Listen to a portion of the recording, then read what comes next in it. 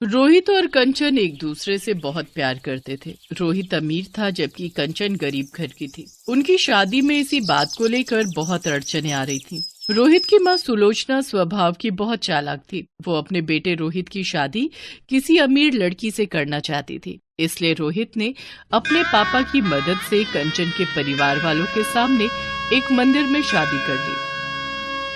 जीती रहो बहू। पापा, आपको लगता है मम्मी इस शादी को मंजूरी देंगी?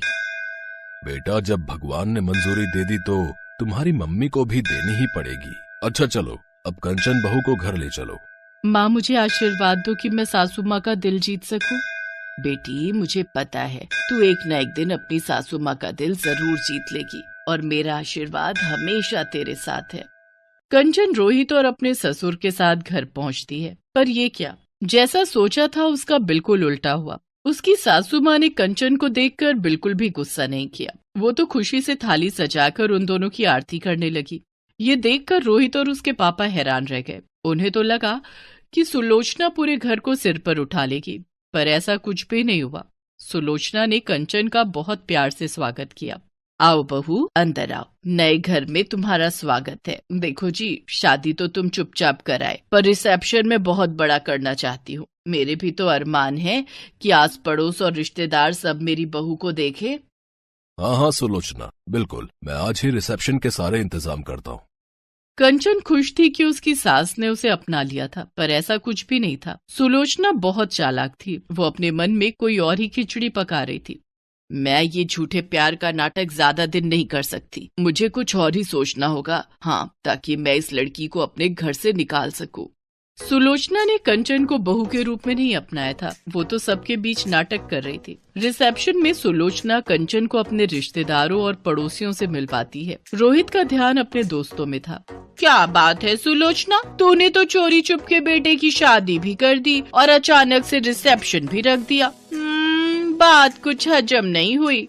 अब क्या बताऊं सुषमा, बहू गरीब घर की है बेचारी, इसलिए चुन्नी चढ़ा कर ले आए। अब बारात जाती तो इसके माता पिता में इतनी गुंजाइश नहीं थी कि बारात का स्वागत कर सकते। अरे बिल्कुल भी कुछ नहीं है, तुम क्या समझ रही हो, घर में बैठने के लिए कुर्सी तक तो है नहीं। वो तो रोहित को ना जाने इसमें क्या दिख गया। अब बच्चों की तो तुम जानती ही हो, जिद के आगे झुकना ही पड़ता है, वरना मैं तो इसे कभी भी अपनी बहू ना बनाती। अच्छा, तुम लोग अब आई हो रिसेप्शन में तो अच्छे से खा पी कर जाना। बबली, उषा, सुन रही हो ना, हमने रिसेप्शन बड़ा पैसा लगा कर रखा है, एक एक बढ़िया चीज बनवाई है। बहू अगर गरीब घर की है तो क्या हो गया, ससुराल तो उसे अमीर मिला है। चलो मैं और मेहमानों को देख लूं। सास की बातें सुनकर कंचन की आंखें आंसुओं से भर आती हैं। तभी उसके माँ और पापा आ जाते हैं। कंचन अपने आंसू पोंछ लेती है। सुलोचना मुंह बनाती हुई उसके आगे से चली जाती है। बेटी, तू अपने ससुराल में खुश तो है ना? कंचन, तेरी सास ने तेरे साथ कुछ गलत बात तो नहीं की? जी पापा जी, माँ जी तो मुझे बहुत प्यार करती हैं। पता है, जब से आई हूँ कोई काम ही नहीं करने देती, सारा दिन ठाठ से बैठे रहती हूँ। कंचन अपने मम्मी पापा को झूठ बोल देती है, पर सच तो ये था कि सुलोचना उसके साथ सीधे मुंह बात ही नहीं करती थी। जब तक सुलोचना के ससुर और रोहित घर पर होते थे, तब तक तो सुलोचना कंचन से बहुत मीठे से बात करती, और जैसे ही वो दोनों घर से जाते, सुलोचना उससे घर के सारे काम करवाने शुरू कर देती। और शाम को जब वो दोनों वापस आते तो उसका रवैया अलग ही। अरे वाह, खीर बहुत टेस्टी बनी है। 2-3 दिन से मेरा मीठा खाने का बहुत मन था। अरे बेटा, मुझे पता था, तभी मैंने शाम को बना दी। तुझे पसंद आई, ये मुझे बहुत अच्छा लगा। मैंने चीनी भी कम डाली थी। मुझे पता था तू मीठा कम खाता है। पर माँ, मीठा तो इसमें बहुत तेज है। सुलोचना झूठ बोल रही थी, क्योंकि खीर उसने नहीं बल्कि कंचन ने बनाई थी। कंचन ने मीठा ज्यादा डाल दिया था। जब सुलोचना की चोरी खुलने वाली थी तो कंचन बात को संभाल लेती है। अरे वो मैंने ही मीठा ज्यादा डाल दिया, मुझे नहीं पता था कि माँ जी मीठा डाल चुकी हैं। कोई बात नहीं बहू, आगे से मीठा कम डाल लेना। एक कटोरी मुझे भी दे दो।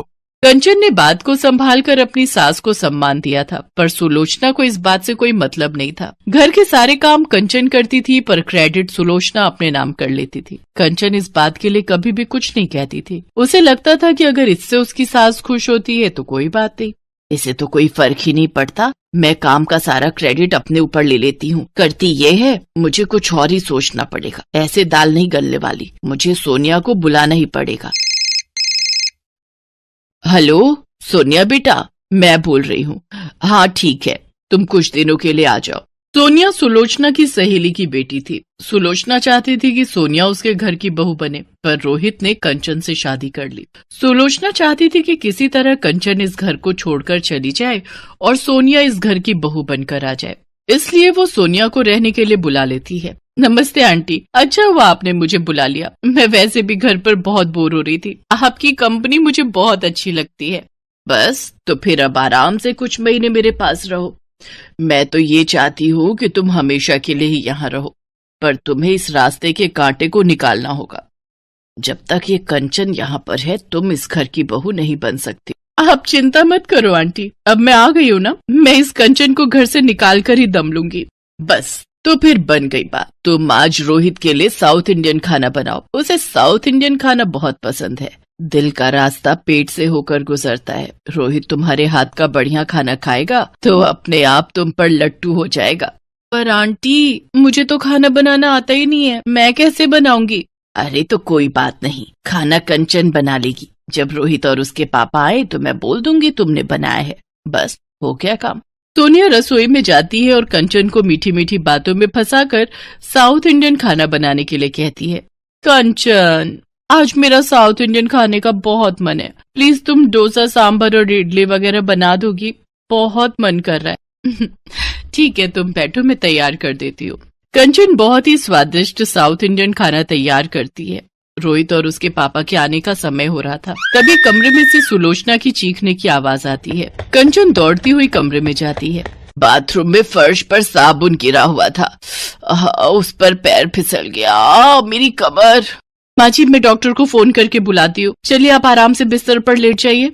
कुछ देर बाद डॉक्टर के आने पर पता चलता है कि सुलोचना की कमर का मांस फट गया है, जिस कारण उसे कुछ दिन बेड रेस्ट करना होगा। कंचन रसोई में सुलोचना के लिए कुछ हल्का बनाने चली जाती है। सब लोग कमरे से बाहर आ जाते हैं। सोनिया, यही मौका है, तुम मेरी सेवा करके सबका दिल जीत सकती हो, फिर आराम से तुम इस घर की बहू बन जाओगी। नो आंटी, मैं आपके वॉशरूम और टॉयलेट साफ नहीं कर सकती। अभी अभी डॉक्टर ने कहा कि आपको बेड पर ही वॉशरूम और टॉयलेट करना है, ये सब मुझसे नहीं होगा। मुझे इन सब कामों से बहुत चिढ़ होती है। जब आप ठीक हो जाओगे तभी मैं आऊंगी, अभी तो मैं जा रही हूँ। मैंने मॉम को फोन कर दिया था, वो गाड़ी भेज रही है। जब आप ठीक हो जाओगे तो मुझे फोन कर देना, मैं आ जाऊंगी।